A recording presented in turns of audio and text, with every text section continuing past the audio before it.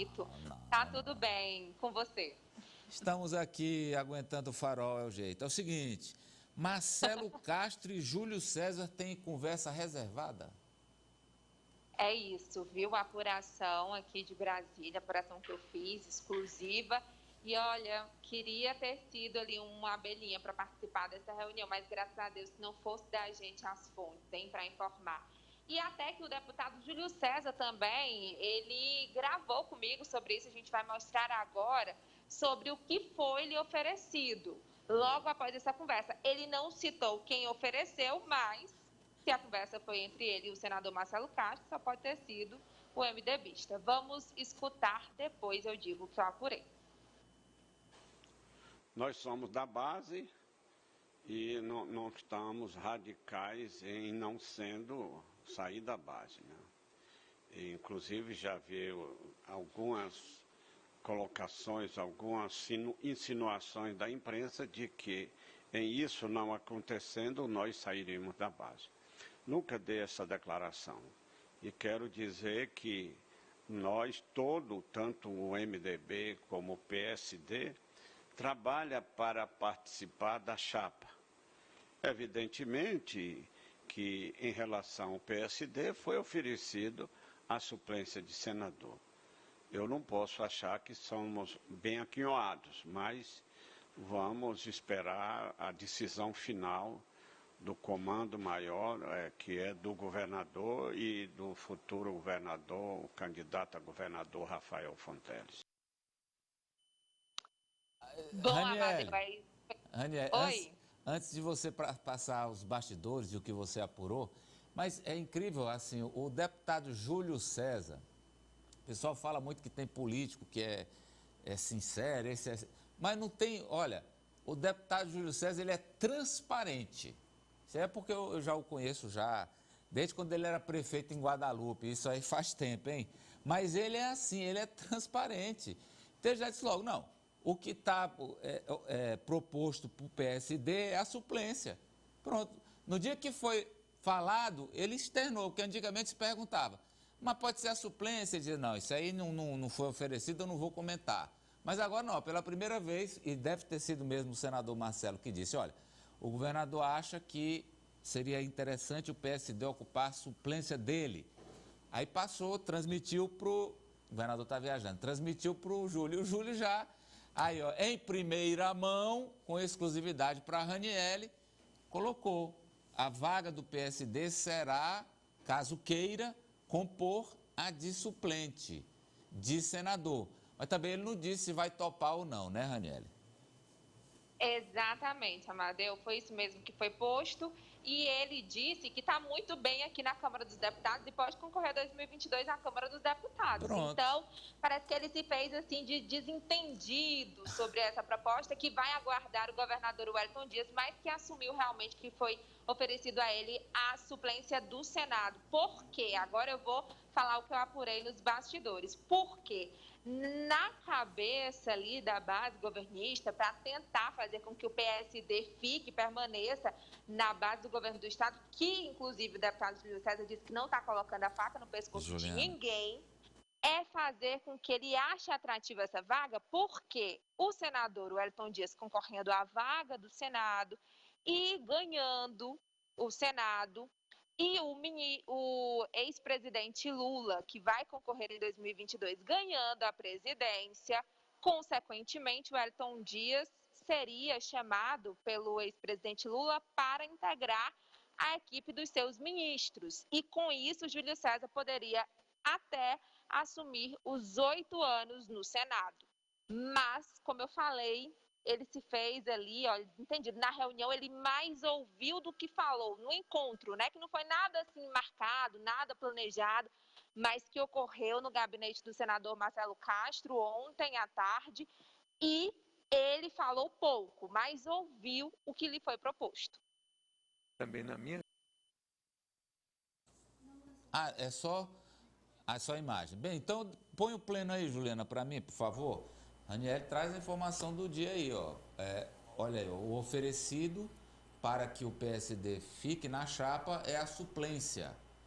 Então, pelo que vocês ouviram do que falou o Júlio e do que a Raniele apurou, PSD vai topar, Sávia? Eu acredito que topa, Amadeu. Eu não acho que o PSD sai da base. Acho que ter a primeira suplência do governador Wellington Dias, que hoje é o nome favorito para o Senado, é algo até cobiçado por outros partidos, porque se especula que PL queria, numa né? vitória, o PL queria, se especula numa vitória de Lula, o Wellington seria ministro. Então, assim, é praticamente uma vaga para senador, né? A pessoa, de fato, ia exercer esse mandato nessa conjectura. Nessa conjectura, né? É um jogo de apostas, Sim, então sim. seria um cavalo favorito para se apostar. Ari? Não, ele aceita, mas não quer só isso. Vai sair caro, né? Porque ele vai aceitar a suplência, sim, pelos motivos que a Sávia já disse, mas ele quer uma estrutura muito maior do que a SEAGRO, que é o que ele tem hoje com a secretária Simone Pereira no governo do estado, secretaria grande para poder eleger um filho, talvez até os dois. Não sei, porque eu acho que se ele topar a vaga de suplente, será que é ele que vai? Será que... Provavelmente. Se for ele, aí abre vaga para o Georgiano em Brasília e o Júlio César Filho aqui. Fala, Ananias. Georgiano, que inclusive está aqui, viu, em Brasília, tem vindo muito à Câmara. Rani. Muito. Ela está se ambientando aí Eu vou na dar uma Câmara. informação aqui para a Rani, de uma fonte minha, que disse o seguinte: fale aí para a Raniele, dê uma pista para ela, que o deputado Júlio César esteve com o ministro Ciro Nogueira 2 vezes esta semana, a última ontem, e levou o Georgiano. Ele está conversando com o ministro. Aliás, não é de hoje, né?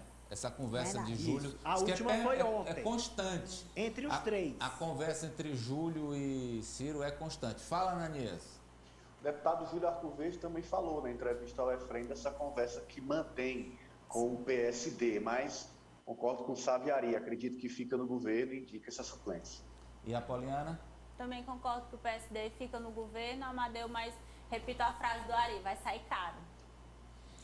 Vamos lá, vamos mudar de tema aqui. Como é, Raniele, o presidente Bolsonaro vai mesmo assumir, quer dizer, se filiar ao PL, vai aceitar aí essa questão de mudança no estatuto, nas direções regionais? O Silas Freire, que foi deputado, colega de Bolsonaro na Câmara, disse que o Bolsonaro não vai aceitar essa independência dos estados, não, no PL. O que está... Qual é a temperatura sobre isso aí?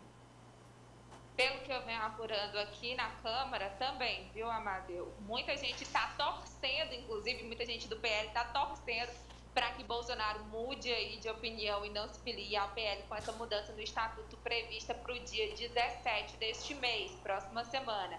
Essa mudança prevê que durante 1 ano os diretórios regionais eles terão autonomia para poder ali declarar o seu apoio a quem achar conveniente. No caso do Piauí, o PL faz parte da base do governo do estado e assim quer continuar para 2022.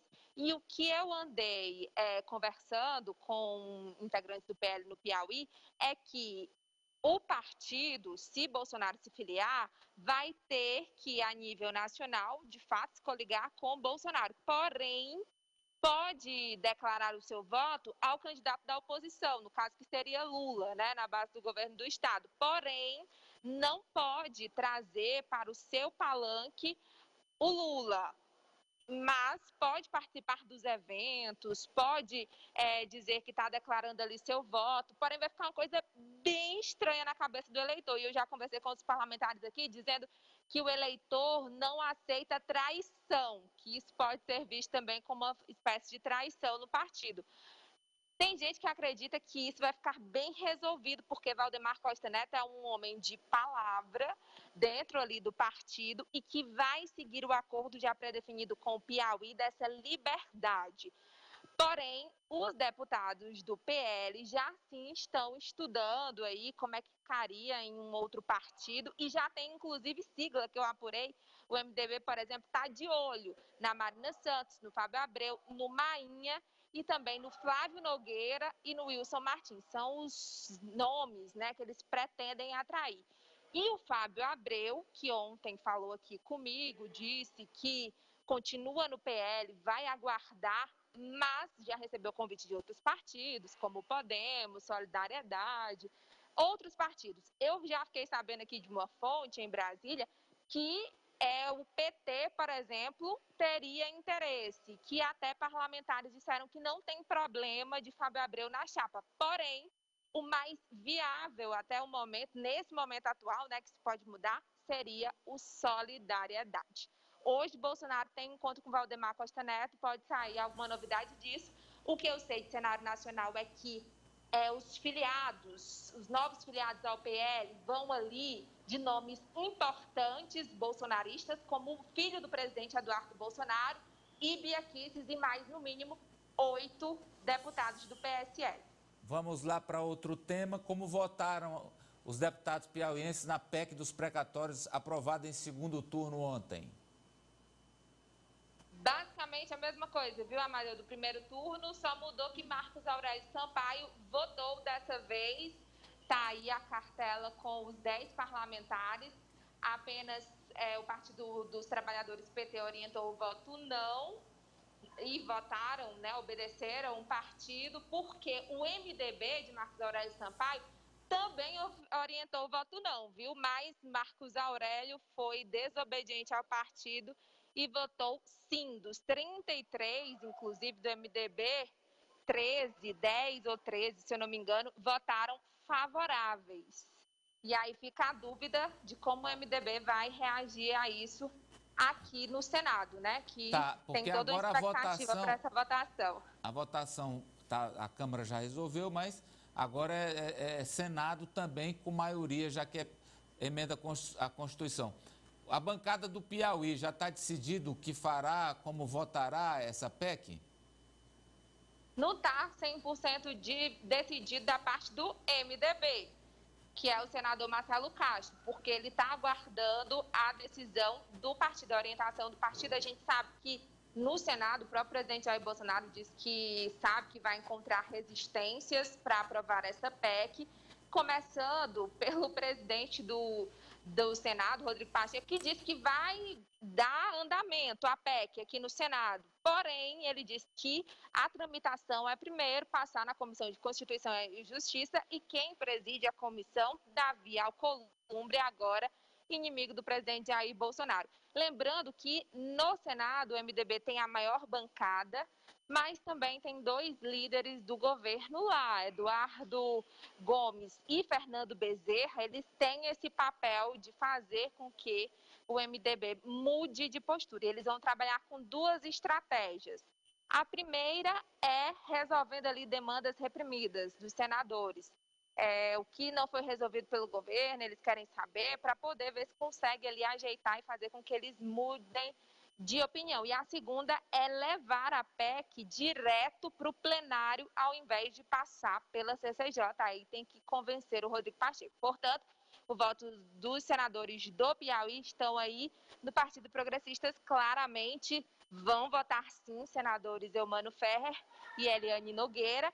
E o senador Marcelo Castro disse que está aguardando a orientação do MDB, disse que vai votar com o partido. Porém, o que eu sinto é que por ele votaria sim. Isso aí, obrigado, Raniele Veloso, ao vivo de Brasília.